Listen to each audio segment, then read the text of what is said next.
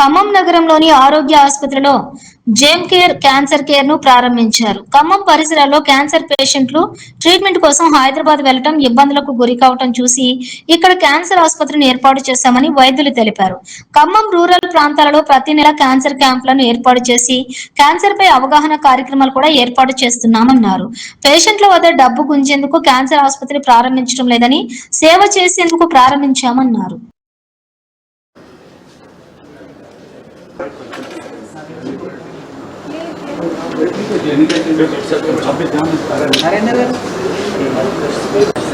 भैया ఒక్కసారి సార్ ఒక్క సెకండ్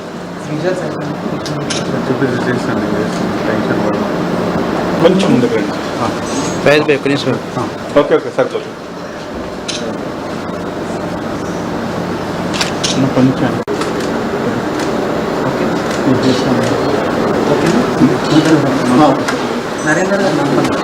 ఎందుకంటే గత 20 సంవత్సరాల నుంచి 30 సంవత్సరాల నుంచి ఇక్కడి నుంచి పేషెంట్లు ఎక్కడికైనా హైదరాబాద్ కానీ చెన్నై కానీ విజయవాడ వెళ్ళాల్సింది అటువంటి ఏమీ లేకుండా మనకి ఇక్కడ తీసుకురావడానికి మనం జరిగింది. జెమ్ కేర్ ఆధ్వర్యం చేసి మీరు చేయించాలి.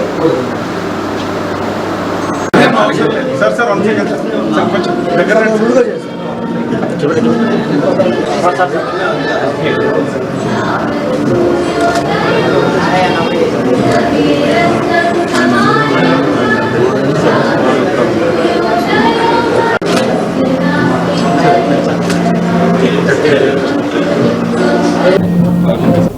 సుమంత్ గారు చాలా చక్కగా చాలా క్లియర్గా ఒక 5 minutesలో ఎంత కష్టంతో ఈ ప్రాజెక్టు ఈ స్టేజ్కి వచ్చింది అనేది ఎక్స్ప్లెయిన్ చేశారు. The same time doctor Sudhakar గారు రేడియేషన్ ఆంకాలజిస్ట్. సో ఈ మిషన్ ఒక క్యాపబిలిటీ ఏంటి అంటే మీరు చూస్తే 3 important థింగ్స్. ఫస్ట్, ఈ జెమ్ కేర్ హాస్పిటల్స్ ఎందుకు క్యాన్సర్ మీద ఫోకస్ చేసింది, that is the most important. మీరు ఇప్పుడు ఆలోచిస్తే మేము చిన్నప్పుడు ఉన్నప్పుడు ఇన్ఫెక్షన్స్తో ఎక్కువ మంది చనిపోయేవాళ్ళండి. ఏదో ఒక ఇన్ఫెక్షన్ రావడమో దాన్ని ట్రీట్ చేయలేకపోవడం, యాంటీబయాటిక్స్ ఎఫెక్టివ్గా పనిచేయడం చేయకపోవడం అటంతా దాన్ని మనం కాంకర్ చేసాం. దానికి మెడిసిన్స్ వచ్చేసినాయి, ట్రీట్మెంట్ ప్రోటోకాల్స్ వచ్చేసినాయి, కాంకర్ చేసాం. ద నెక్స్ట్ స్టెప్లో క్రానిక్ డిసీజెస్ అంటే హార్ట్, అలాగే బ్రెయిన్ స్ట్రోక్, డయాబెటీస్ ఇవి ఫోకస్లోకి వచ్చాయి. సో దాన్ని కూడా ఇప్పుడు ట్రీట్మెంట్ మోడాలిటీస్ అన్నీ సెట్ అయిపోయినాయి అవన్నీ. దెన్ వాటన్నిటి వల్ల మనము జీవించే కాలం పెరిగింది. ఎట్ ద సేమ్ టైం అప్పుడున్నంత హెల్దీ అలవాట్లు ఇప్పుడు లేవు, అన్ని హ్యాబిట్స్ అన్నీ మారిపోయినాయి అనమాట. సో ఇప్పుడు మోర్ సెడెంటరీ లైఫ్ స్టైల్ అంటే ఎక్కువ కదలకుండా చేసే ఉద్యోగాలు చేయడం, అలాగే మనం తీసుకునే ఆహారం ఎవ్రీథింగ్ అది పండించే విధానం అంతా మారిపోవడం వల్ల, అలాగే మన ఈ జీవించే కాలం కూడా పెరగడం వల్ల ఈ క్యాన్సర్ అనేది మేజర్ డిసీజ్ కింద మారింది.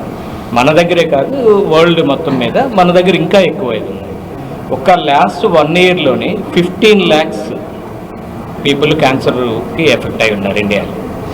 సో తెలంగాణ పరంగా చూస్తే తెలంగాణలో బ్రెస్ట్ క్యాన్సర్ హోల్ ఇండియాకి ఈజ్ ద హైయెస్ట్ నెంబర్, అంటే రిజిస్టర్డ్. ఇవి మనం మాట్లాడుతుంది ఓన్లీ రిజిస్టర్డ్. సో మనము క్యాన్సర్ అనేది నోటిఫైబుల్ డిసీజ్ కాదండి, అందువల్ల ప్రతి పేషెంట్ని రిజిస్టర్ చేయము. చాలా మనకి అన్రిజిస్టర్డ్ కేసెస్ ఉంటాయి అన్నమాట మెజారిటీ.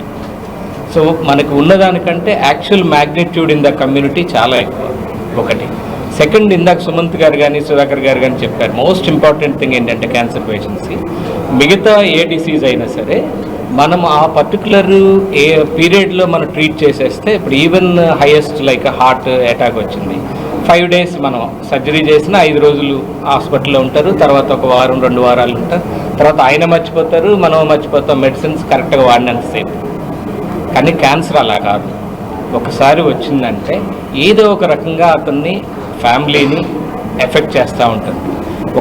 ఒక లేడీ అంటే ఒక అమ్మ ఇంట్లో ఉండే ఒక మదర్కి కనుక అది ఎఫెక్ట్ అయితే not just sir the whole family will get affected.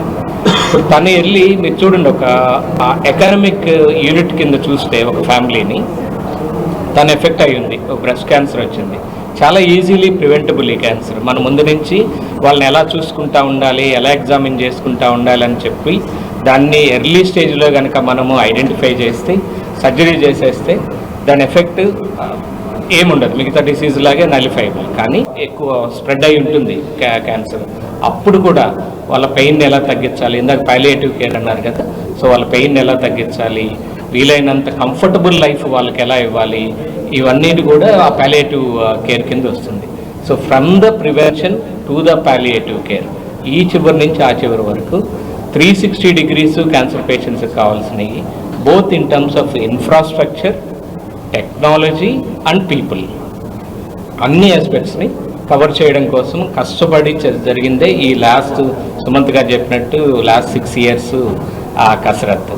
So మీ అందరి హెల్ప్ అండ్ సహకారం వల్ల ఈ న్యూస్ స్ప్రెడ్ అయితే, and the people who are actually in need, ఎవరికైతే ఈ అవసరం ఉందో వాళ్ళందరికీ కూడా, and they can use this facility.